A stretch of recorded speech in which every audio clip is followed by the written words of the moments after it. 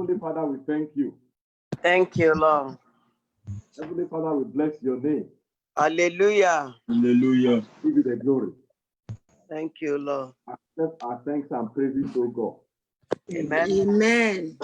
As we continue today in this service, let the power of your spirit lead us right in the mighty name of Jesus.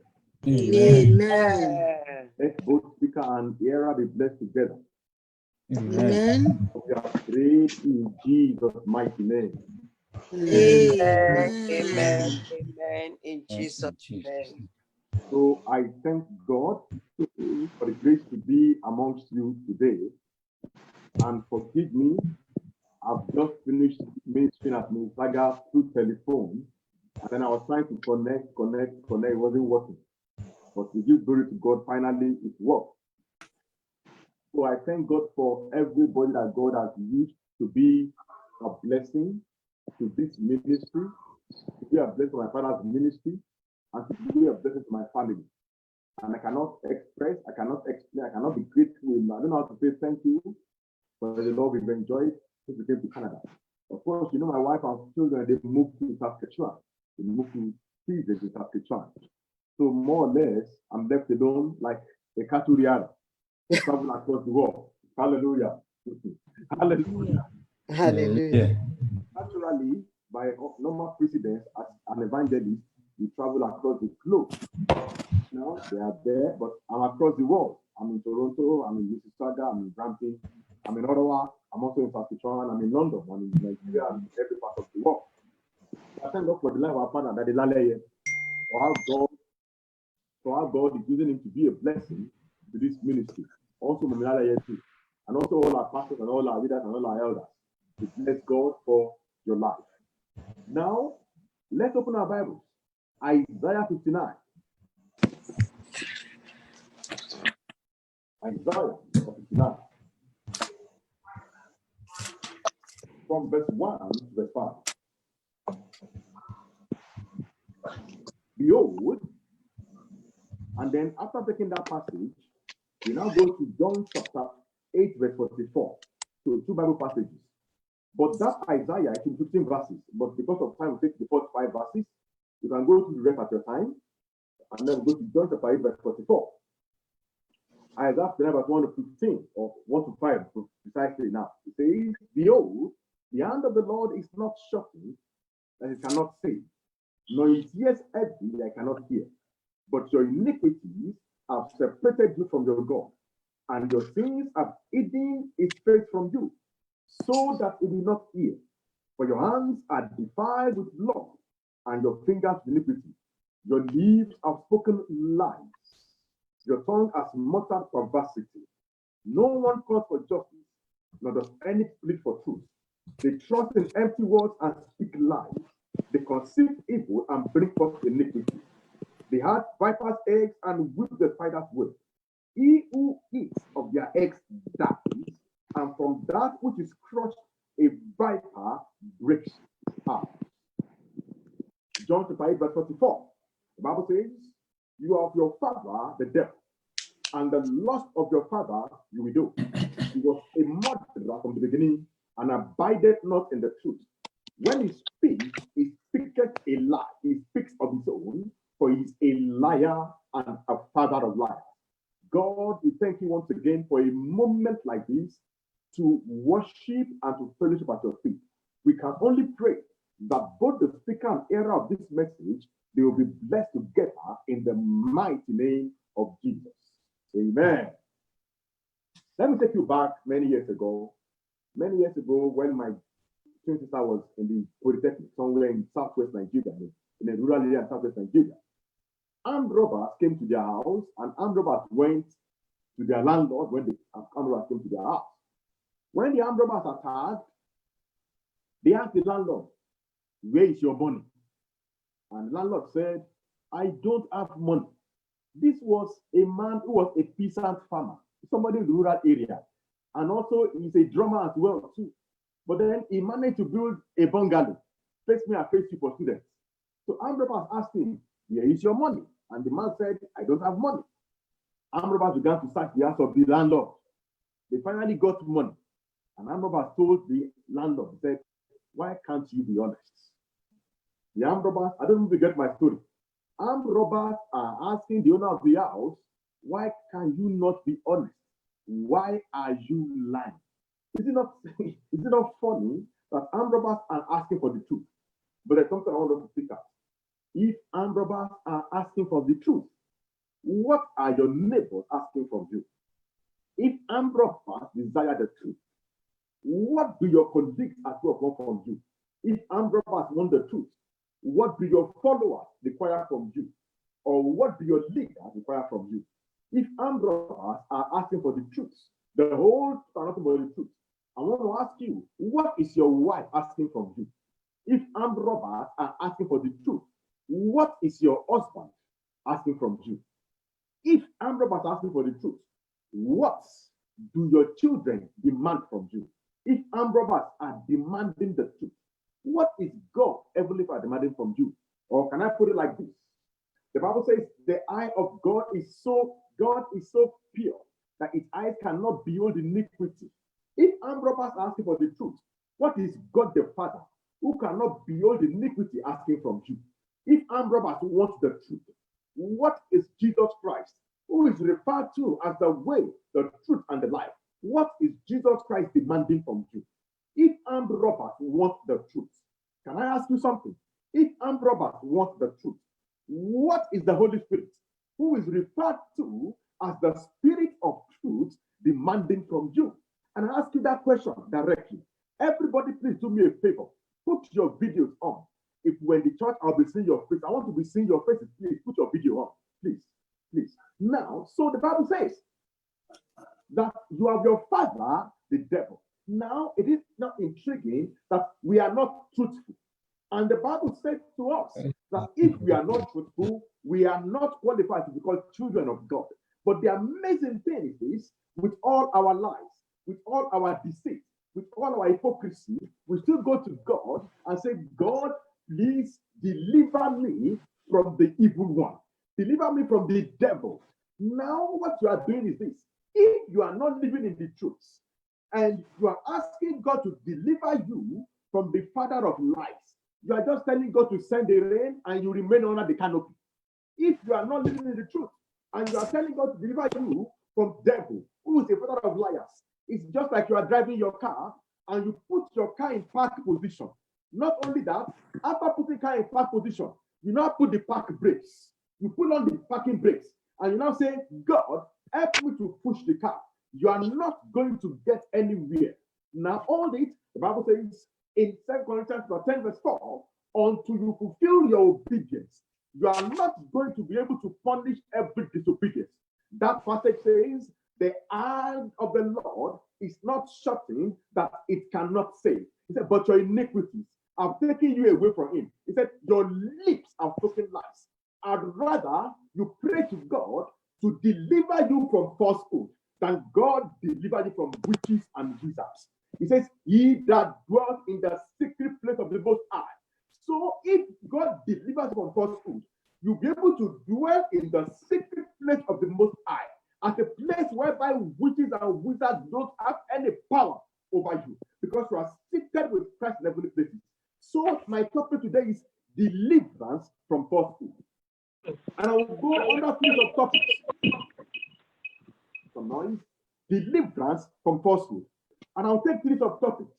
First topic is this: the importance of being truthful. The second one is the stages of a lie. We call it metamorphosis of a lie. How a lie starts and how a lie ends. And the last part is how you can be delivered from falsehood. But first, let me ask you, what is a lie and what is the truth? Do you know the answer? Lie and the truth, they are two different words. They don't ever have a way of meeting together. The lie and the truth is like the left and the right. Many years ago, I had a doctor, a medical doctor, who was supposed to amputate the left leg of a patient because of a disease. And the doctor went and amputated the right leg of that patient. So at the end of the day, they had to cut the second leg. Now, that is the devastation that happens when you don't distinguish between the truth and the lie. You know the truth, but you are asking to add if, but, etc. to the truth. A French proverb says, when you begin to add ifs and buts, you can almost rewrite a novel. And so the truth is the truth. The whole truth and nothing but the truth. It is a fact. Anywhere you go, the truth remains the truth. If I ever ask you, how many fingers am I raising up? Listen, beloved. How many fingers am I raising up? The truth is this. I'm lifting 5 fingers up. You should not say 4.9 fingers. 4.999, that is a lie. 5.001, that is a lie.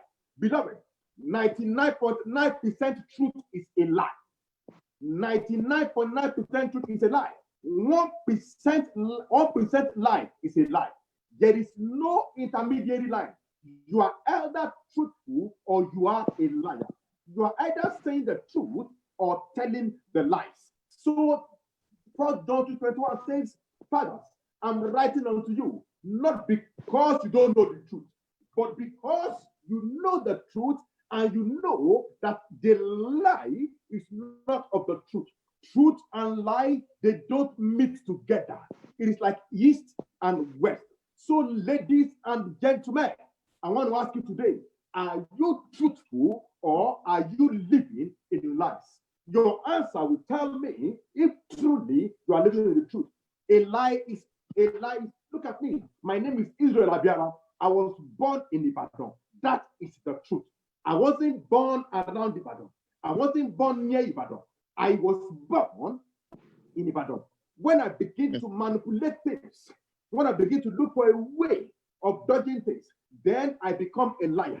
Listen to me, ladies and gentlemen. Now, a fact 2 + 2 is equals to 4. Go to Germany, go to Russia. That is the truth.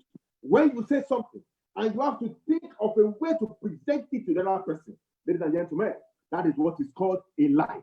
So I'm asking you today, are you living truthfully? Then I must also confess to you that there is a way lie goes on, but that is not where I'm going today. But I will mention it briefly. That passage says, you are of your father the devil. He said, the lust of your father you will do. The first way is a lust. Every sin, according to James 1:15, begins with your own desire. Do not say I was tempted.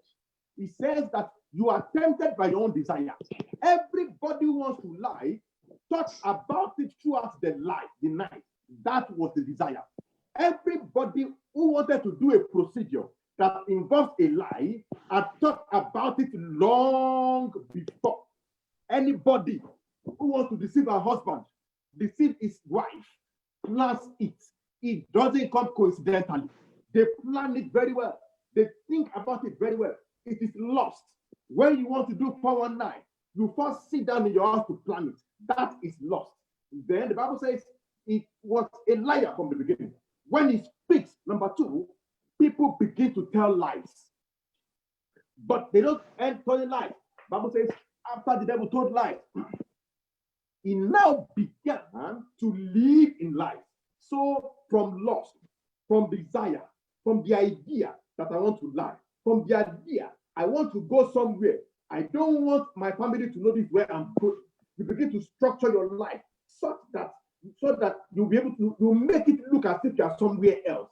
That is where the lie comes into life. So from telling a lie, the devil was living in lies. It gets to a point whereby people are so comfortable to lie. It gets to a point whereby people don't think to lie. When there is an occasion, automatically the lie comes. And when the lie comes, anybody will believe that lie. They've graduated. They are living in lies. The Bible says the devil, when he speaks of his own. In other words, the devil will not do anything apart from telling a lie. It is his nature. People graduate from telling lies to living in lies. They themselves become lies themselves. The Bible says he's a father of liars. They, at the peak of being a liar, you now begin to recruit people to be liars.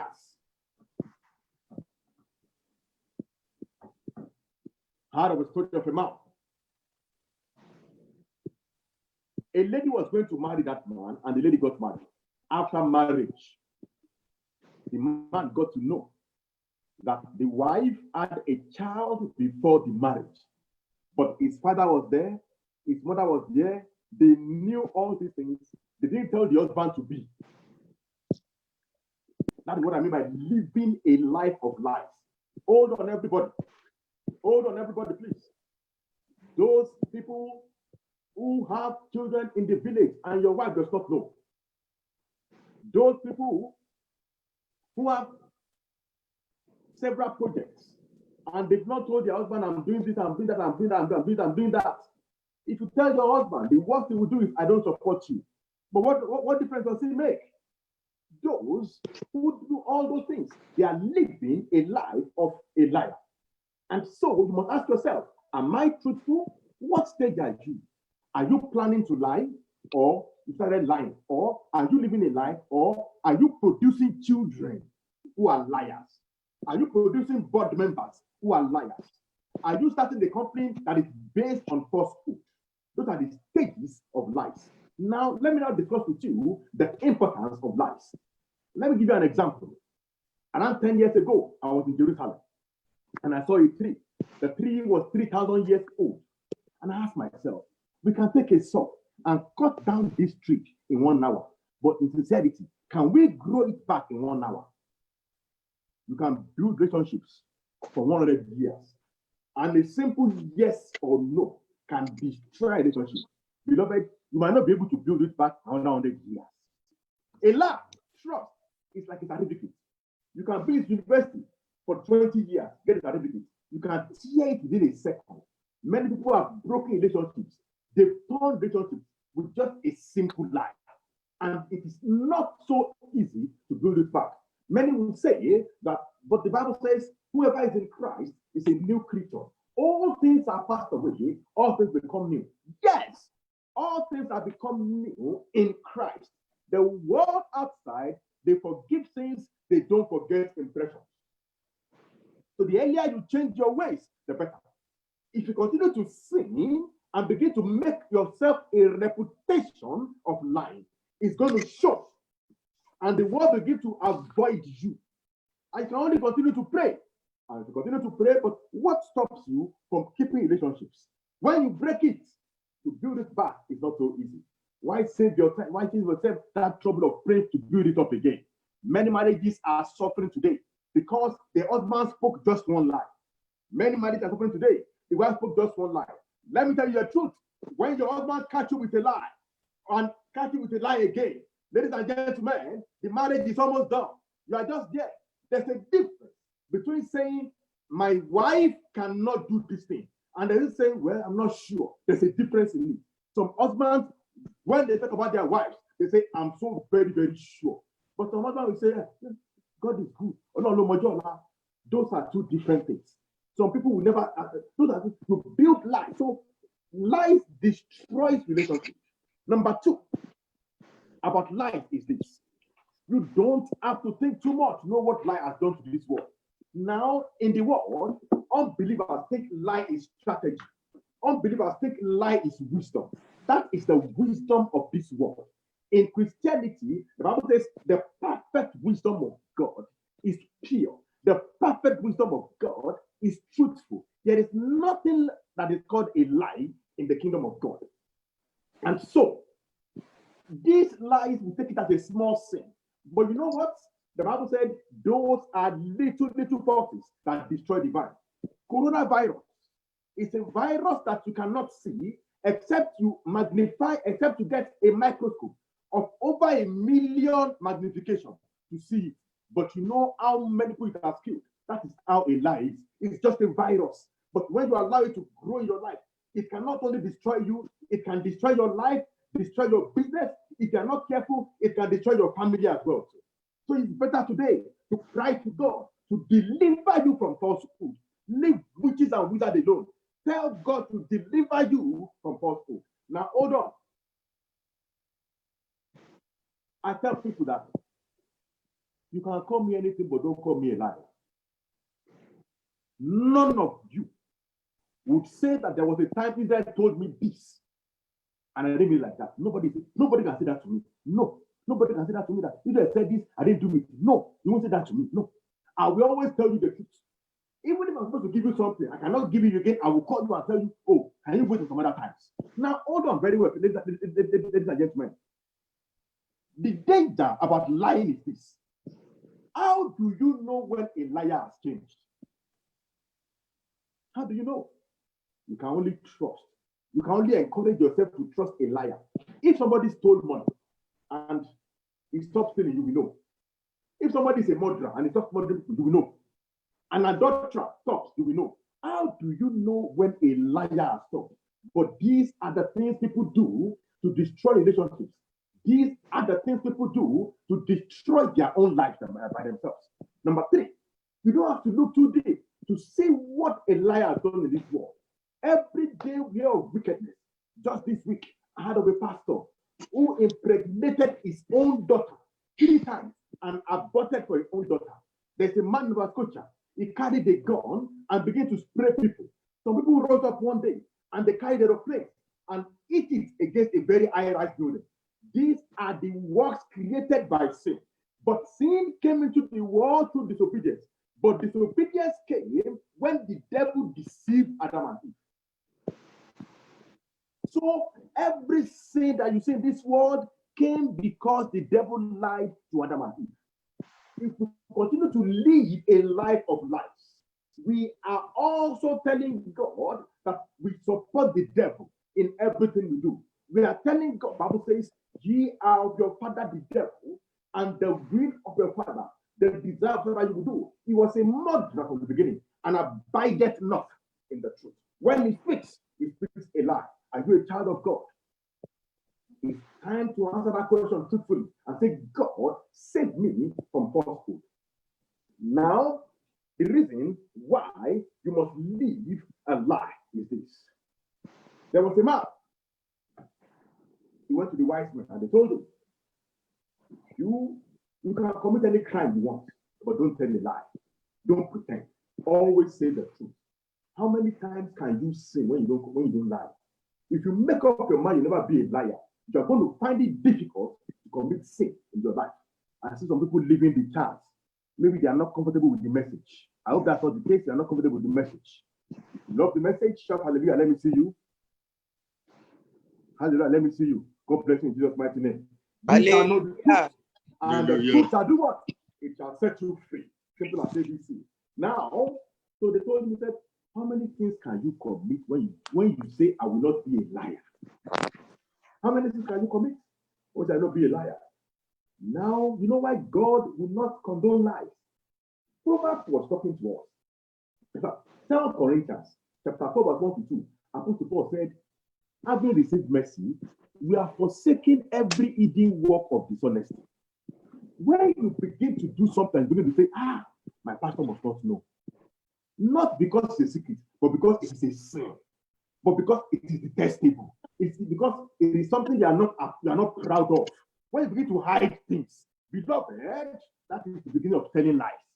He says, we are forsaken every hidden work of dishonesty. Thank God for our churches. At the end of the year, we tell you this was how your money was spent. That is transparency. For us to be saying, don't let them know we spent this amount. No, we don't do that. We tell you what it is because we are forsaken. So everybody today who has something he's doing and he's saying, don't let my son know, not because of secret, but because it is a shameful thing. You are living a life of lies. And the Bible tells us in Proverbs, chapter 20, verse 28, Proverbs 20:28, it says that when you lie, it's a sign that you hate those you are talking to. Boys and girls, priesters and bachelors, when somebody is lying to you, there is nothing you can tell me he doesn't love you. If you think somebody loves you and is lying to you, then what you are saying to yourself is that you love the devil. You are a child of the devil. There are people in this world who actually don't like it when people are truthful. They themselves have turned to devils. I had a lady saying, said, lie to me. If the truth will break my heart. No, that's not the gospel. The gospel is you will know the truth, and the truth shall set you free. The gospel is you must always speak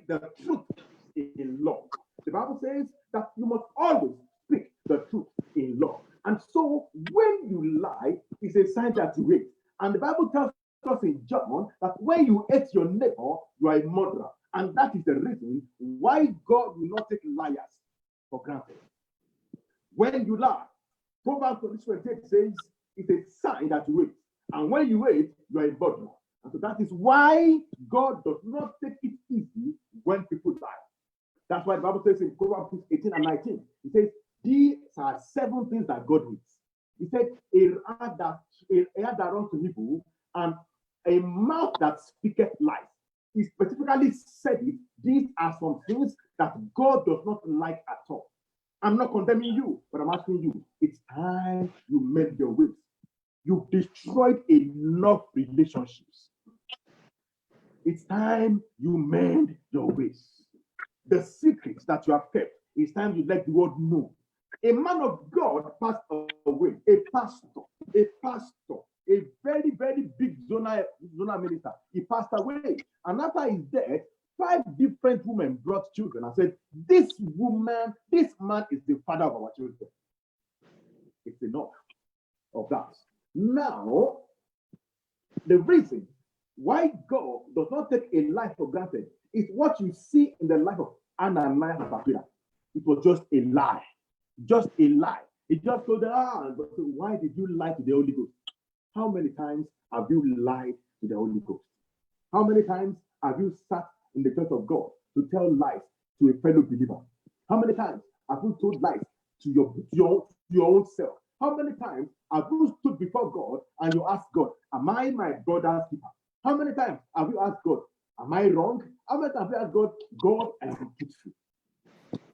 Again, the Bible was talking so that you will know that you must talk to God to save you from telling lies. Revelation 21 verse 8, it says, no liar shall enter the kingdom of God. You heard me so well. Now, I've told you severally that when you continue in sin, you will get to a point whereby a sin does not appear as a sin unto you. At that point, you are no more sin. You can be in the church. When it comes to the point that you lie so well and you don't consider yourself a liar again, you think when you are talking, God has answered you. No. At that point, you have lost salvation. And it's time to turn back. The Bible now says there are people who love and make a lie. Every day, there are some people, everything they do is a lie. From the food they eat to the place they sleep, everything about them is a lie. The phone they use is a stolen phone. The data they use is stolen. The credit card they use is stolen. Everything about them is a lie. Those that love, those that make a lie, those that sit down to permutate. If I say this, it will say this. If I say this, it will say that. Beloved, the Bible says nothing that is of truth is a lie. Now, let's go ahead. I want to close. Let's go back to Isaiah 59, verse 1 to 5. Why God is not listening to your prayers. Why it seems that your pastor is not anointed. Ladies and gentlemen, your pastor doesn't answer prayers. Your pastor helps you to carry your prayers unto God. It's not the pastor's fault. The Bible says, ask, it shall be given. But your sins have made God to turn a deaf ear unto you. Holy, the Bible says, behold, the hand of the Lord is not shortened that I cannot save, nor is ear heavy that I cannot hear. But your iniquities have separated you from your God, and your sins have hidden his face from you. He now says, so that you will not hear, for your hands are defiled with blood, and your fingers with iniquity. Your lips have spoken lies. That is why God is not answering your prayer. That is why you fast and pray and don't have the results.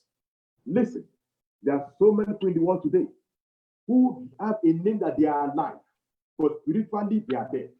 When they look at their life, they can speak in tongues, they can do miracles, they do signs and wonders. In fact, they are blessed, they have money. In fact, the richest people in this world don't believe in Christ.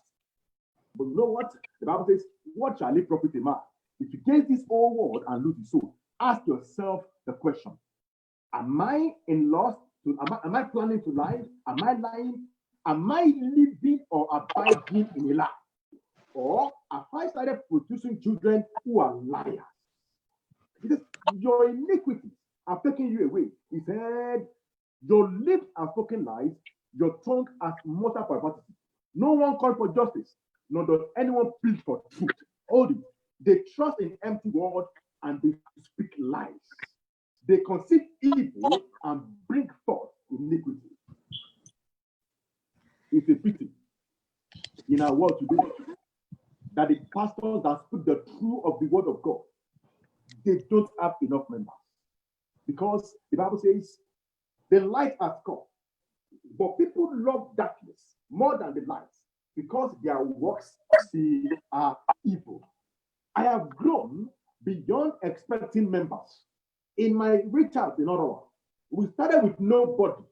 We came to 50, we came to 2, then we came to 20 again before the fight came. You know what God has taught me? God said, I'm just looking for one man. He says, where 2 or 3 are gathered in my name, you can have a large crowd of believers who are far from the truth. I'm not saying it's not good to have a large membership, but you know what? When you have large members, you are accountable to those large members. When you have small members, you are accountable to those small members. I would rather have 2 members who know the truth of the word of God. I would rather have 2 members whom I can call and rebuke. The Bible says rebuke, reproof with all corrections. Bible tells me to tell to people and tell them what you are doing is not good. But today, when you tell anybody what you are doing is not good, they say you are judging me. Oh, if we don't judge you now, I'm not judging you, I'm just calling you to order. That's what I'm trying to do. People don't want the truth again. They will go to where they will show them different light and color, where the dancing and the music is good. Is it not a shame? Bible was talking. Let's go back to Isaiah 9. The Bible says in verse 14, it says, justice is turned back. Righteousness stands afar off. Where is justice? Where is righteousness?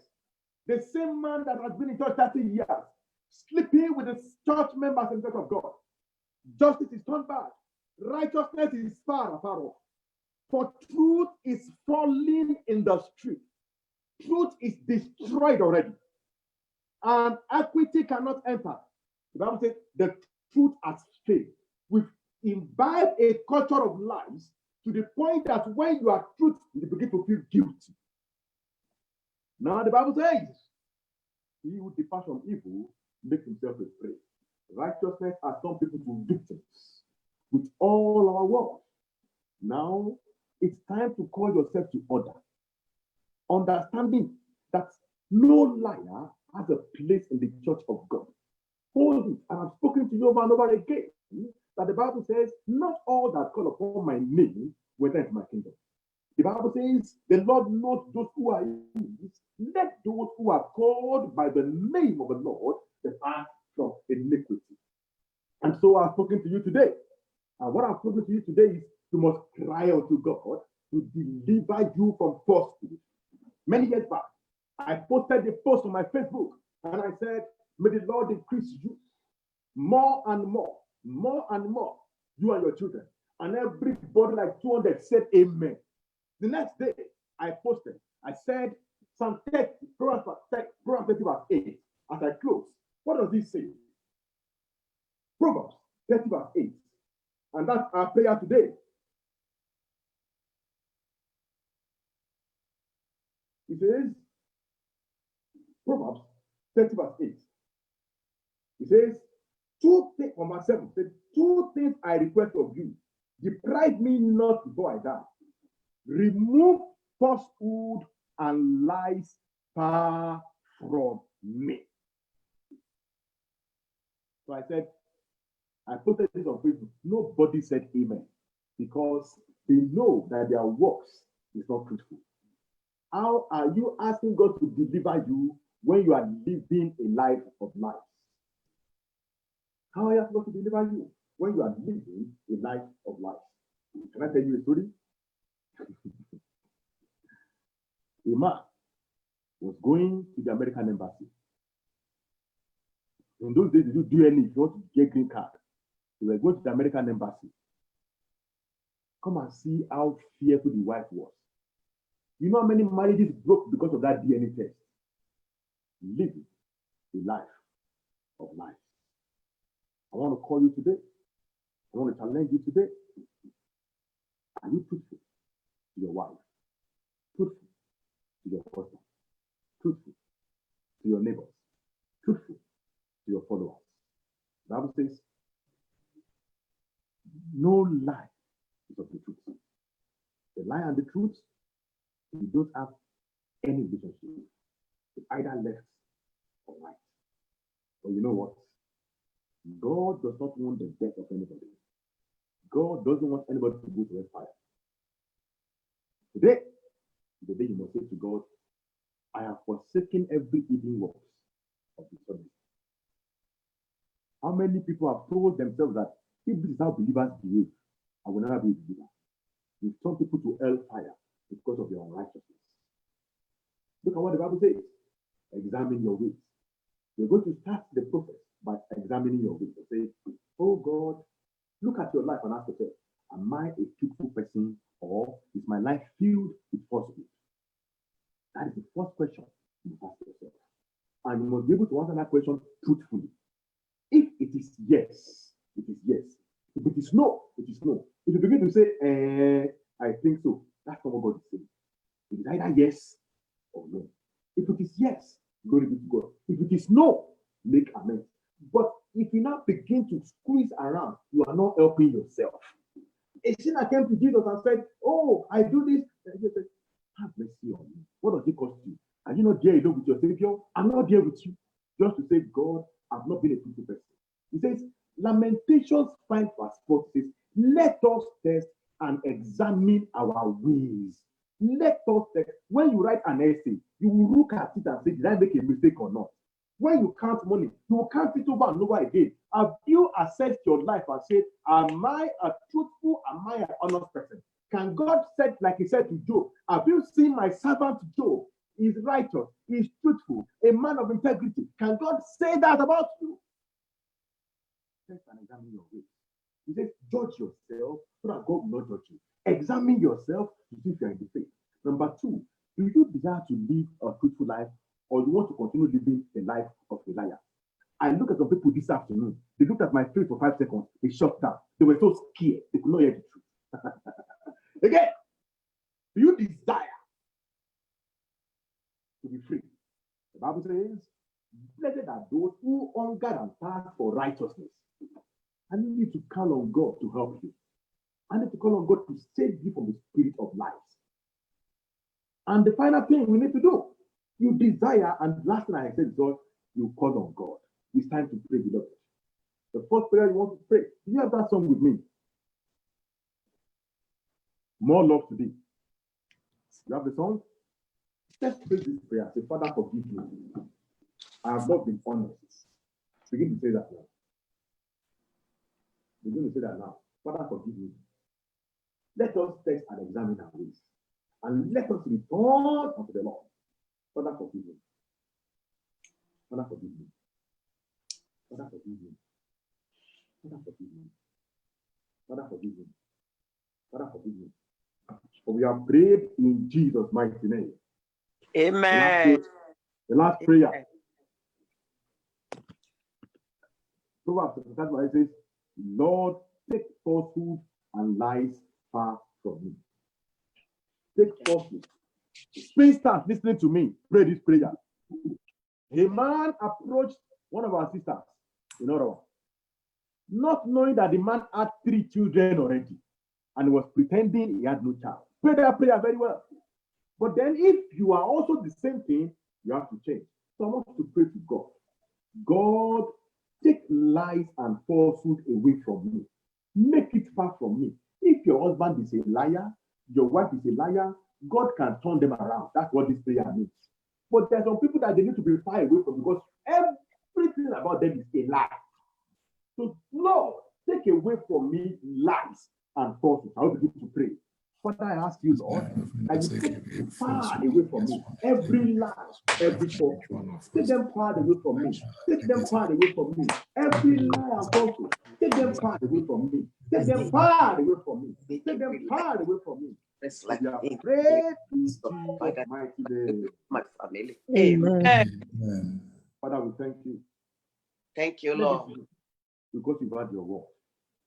Give us the grace to live a truthful life. To live a truthful life. To say the truth all the time. Believers can say you are children of God. Yes. Consider heaven above everything. Thank you, Father. Thank you, Lord. Do we have the song? More love today. Do we have the song? Is it there on the chat? More love today. Do you have it there? We don't have it. More love today. Oh, so many people hearing the word of God. So happy to hear you all. God bless you so much. More love to you, oh God. Do you have it in the chat? It's not there. Okay. It's there. It's there. So we take the song as we close. So after the song, I can take over. This is one of the songs I've been singing of Day of Difference. More love to you. If you are in this present world and you are only asking for the things that will perish with the world, coronavirus has taught you what the world is going to be like. My love, more love to thee. Are you ready? Yes. Amen. Are you ready? Let's go. More love To thee, oh Christ, more love to thee. Yeah, thou that prayest on and This is my earnest plea. More love, Christ to thee. More love to thee. more love To Let's take the last verse. Let's take the last verse. God, my latest breath, whisper thy praise.